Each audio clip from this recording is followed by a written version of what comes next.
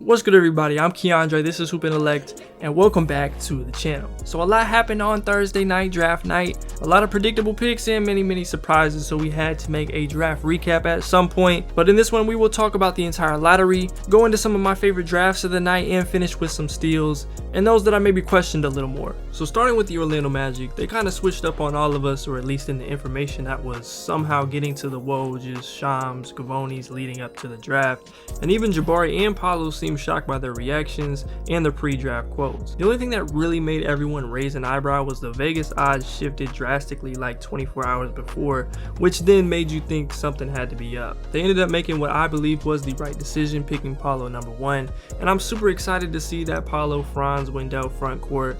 I really like the guys in their backcourt and think they figure it out. But yeah, surprised, but I think this was the right decision in the end. At number 2, the Oklahoma City Thunder went with Chet Holmgren, which was not as exciting because even with Jabari and Paolo switching places, it kind of felt like Chet was going to be the pick here. You guys know what he brings to the table, and I'm very excited to see how they use him. I think he makes a big impact for them from the jump, at least defensively. Like I mentioned before, they were a pretty middle of the pack defensive team last year, and I think he only makes them significantly better there. And then at number 3, the Rockets got Jabari Smith Jr. We'll get into more of the rest of their draft in a minute, but I always felt like this was the best fit for Jabari out of the top 3, and especially if you believe in Jalen Green and Şengün as like cornerstones offensively, at least in some capacity. Jabari will be knocking down threes, being a much needed defensive presence, and bring a lot of versatility for them next year. He'll have a bit of a chip on his shoulder now. I'd imagine he was at least somewhat thrown off by that whole situation, even though going third is still unbelievable. But I think this will work out nicely for all parties involved. Now, at number 4, the Sacramento Kings went with Keegan Murray, and it's hard for me to be mad at this pick when you have all these other factors surrounding it. Ivy not working out for the team, the whole guard situation from the last couple years, the Fox-Ivy combo not being a seamless fit. I get it. I would have loved to see an asset collected trading back, but that offer has to be there for it to happen. I do think Keegan Murray has some of the best potential to contribute early and often. Might not have the star level upside in my opinion of the guys surrounding him, but I'd be pretty surprised if he doesn't provide value on both ends. Keegan Murray at 4 resulted with Detroit taking Jaden Ivey at number 5. This is the combo I honestly wanted to see most. I believe Cade and Ivy can be a perfect complement to each other in the backcourt, and it's great for Ivy's development as more of a secondary ball handler and less of a current break you down guy in the half court. And getting him at number 5 is a big reason why I consider Detroit a big winner of the night, because I think if they had landed even as high as number 3, they would have at least heavily considered him if not taken him. So this is a big time boost. Indiana went Benedict Mathurin at number 6, really solid pick. There was a lot of directions they could have gone at this spot, but I think Mathurin's athleticism, cutting ability, and at least upside defensively make a lot of sense next to Tyrese Halliburton and company. Portland chose Shaedon Sharpe at number 7, and of course, you gotta love Shaedon's upside. I'm curious to see how they use him and what it looks like from the jump. I think Anthony Simons is a budding star. You have Damian Lillard, future Hall of Famer. It's a great group of guys to learn from, but the on-court stuff should be interesting to see, especially in the short term. And if they are taking that win-now approach, I'm curious what it looks like for him in the mix as someone who hasn't played at a level higher than Kentucky's practices. But outside of Zion in 2019, I don't think I've ever wanted to see someone in Summer League more than him, just because of that talent level and all the unknowns. Pelicans went with Dyson Daniels at number 8. I think he'll bring a lot of what they've been missing with Lonzo gone, sort of filling gaps with his playmaking, playing a little on the wing off of McCollum, Ingram, and Zion. He's there with Fred Vincent to work on his shot, and most importantly, he brings another big-time defender to this group. David Griffin and company have made some awfully questionable moves during their time in New Orleans, but between Herb, Trey Murphy, the Alvarado signing, the McCollum trade, and Dyson at number 8, there's nothing but praise to be given, and I think all of those moves are ideal complements to their core. Now at number 9, the Spurs picked up Jeremy Sohan, which was my number 1 spot for him as well. I wasn't sure if San Antonio would do it at 9, but really thinking about it, after picking Primo 14th, you really can't ever be surprised by anything they do. He fits perfectly at the 4 there, is going to bring a whole lot defensively. Chip England should help him at least be respectable as a 3-point shooter, and they should be patient with his offensive game and put him in places to bring out more of that playmaking. I'd probably go Jalen Duren here, but on a team-specific Spurs board, he's probably in the top 2 or 3.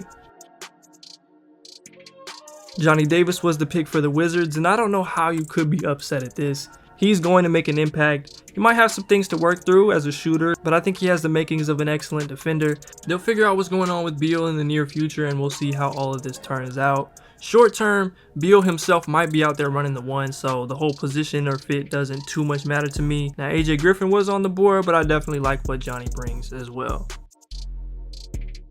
So briefly explaining all of these Knicks draft night trades in this range, the Knicks traded number 11, which became Ousmane Dieng, to the Thunder for 3 2023 protected firsts. And OKC just took Jalen Williams at 12 with their pick from the Clippers. The Hornets traded 13, which was Jalen Duren, for the Nuggets first from the OKC deal in 4 seconds to the Knicks. The Knicks then traded Duren and Kemba Walker to the Pistons for the 2025 Milwaukee first that came from the Jeremy Grant deal from a few days before. I think the Hornets should have just taken Jalen Duren at 13. I get the reasoning if you think Mark Williams is just better, but I'm a Duren guy and he also obviously fits with that team. And then the Knicks basically got some picks and cap space for number 11. I wasn't a huge fan of what they did, especially when that space is rumored to be used for Jalen Brunson, but maybe those picks become super valuable or are used in a future trade. And rounding out the lottery, Ochai Agbaji was the pick for the Cavs at 14. I can't say I was a huge fan of this one, especially considering the people left on the board like AJ Griffin and even Tari Eason. Even a trade back for Dalen Terry would have been interesting, assuming Jalen Williams was the guy they really wanted at 14. But all things considered, I think Agbaji will at least be a contributor, and he certainly fits what they like to do and need. Now to some of the teams that I think had the best nights. Starting with Detroit, who'll be at the top of my list. First, you get Jaden Ivey at 5 without having to give up anything for him. And then you trade back into the lotto by just taking on Kemba's $9 million expiring and giving up that 2025 pick from the Blazers trade. Those two players are ranked 4 and 5 on my board. I think they complement Cade and each other well. It's really just a home run of a night, and it definitely boosted this rebuild in a big way. They also got Procida, who might get stashed, but whenever he comes over should make an impact on the wing. It's far too early to say any of this definitively, but with Cade on a great trajectory, I think they're vets and another key piece away from getting into playoff contention, not next season, but the season after. And yeah, Detroit basketball might be back.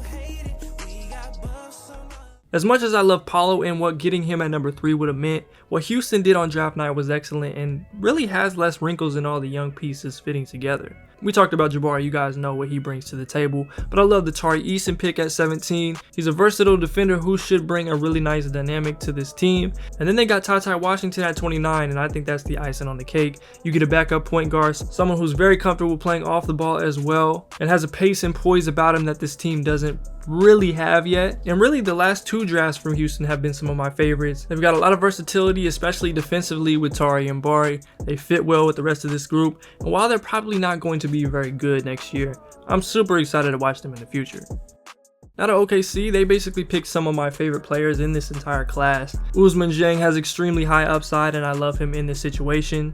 J-Dub Williams is another one of my favorites, and Jalen Williams out of Arkansas just makes a ton of sense as a modern big, and they got him in the 2nd round. Now I love all these players individually.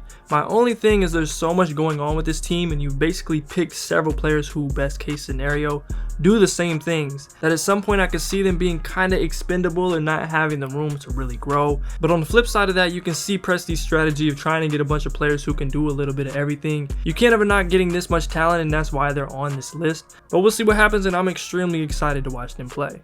I also liked what San Antonio did in the draft. They got Jeremy Sohan at number 9, and then got really good value out of Malachi Branham all the way at number 20.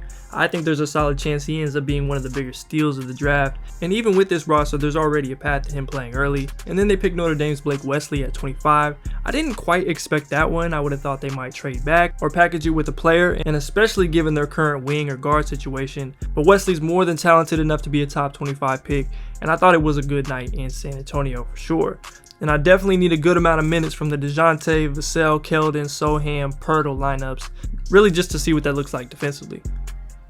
Moving on to some of the steals and others that I question or I'm a bit more curious about. I won't go out on a limb often, but I think AJ Griffin falling to Atlanta at 16 was a classic draft steal. Assuming all his medicals check out, the 18-year-old class of 2022 high school age sharpshooter who shoots 40% from 3 in his sleep at 6'6", 225 gets to play next to the ultimate offensive engine in Trae Young. It's an excellent pick for Atlanta, and I think 45% from deep is in the realm of possibilities for AJ in the future. I knew Jaden Hardy would likely fall lower than I had him ranked, and over everything that there would be a lot of variance throughout the draft, but Jaden Hardy going 37th to Dallas was just wild. The idea that he was awful in the G League makes no sense and is honestly a bit of a lazy description. I think his shooting ability and shot creation will come to fruition at some point for the Mavs, and playing off of Luka in a smaller role has the possibility to make a lot of teams in the 20s and 30s look funny in the light.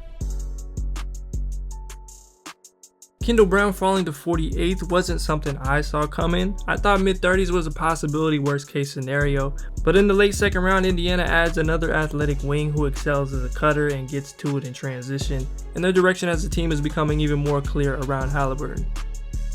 EJ Liddell going to New Orleans at 41 has potential to be a steal as well. He's an undersized big who brings energy and a lot defensively. The shooting is a question mark, but with Fred Vincent that may cease, and he could potentially really add to their depth and versatility. I like the value at 40 for Bryce McGowan's going to the Hornets.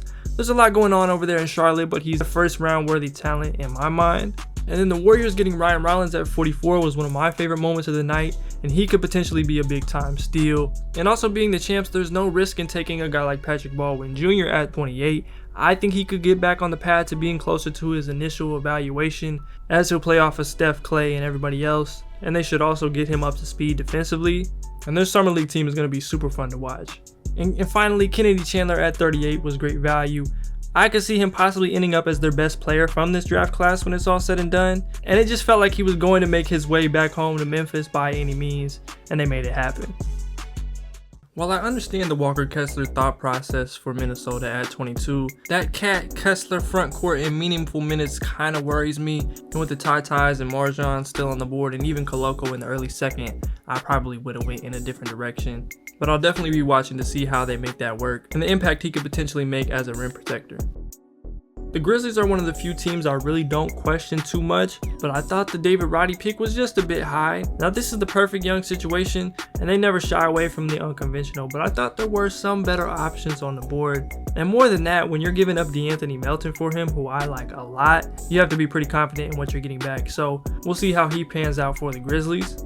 The Nuggets picked Christian Brown at 21, which I liked. I thought that was one of their best fits for their team. But Peyton Watson at 30 is still pretty high for me.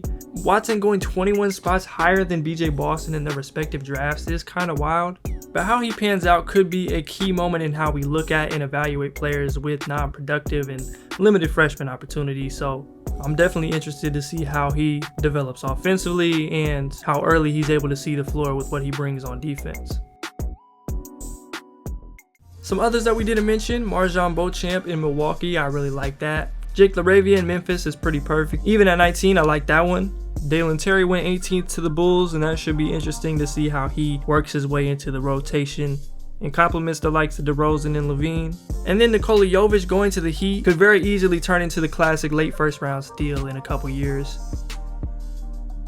Christian Koloko at 33 to Toronto is another match made in heaven right there with Kennedy Chandler's hometown Grizzlies. And then Vince Williams Jr. to the Grizzlies at 47. It was dope to see him get drafted into a situation like that one. Max Christie went to LA at 35. We got Caleb Houston going to Orlando. Trevor Keels went to the Knicks at 42. But yeah, I appreciate y'all for watching this video. We will talk about those we didn't get to and the undrafted free agents in the Summer League preview that'll come out sometime in the next couple weeks. But until then, drop some video ideas that you want to see. They don't need to be draft related, but I'm thinking to do an early 2023 board at some point. But yeah, be sure to leave a like, subscribe if you are new. I'm Keandre, this is Intellect, and I'm out. O'Shea gonna be the first, so I'll forever be the second. Who rep Lamar Park is something you ain't got a question. They like, damn, grown up, better than we expect. You can see it upon my show.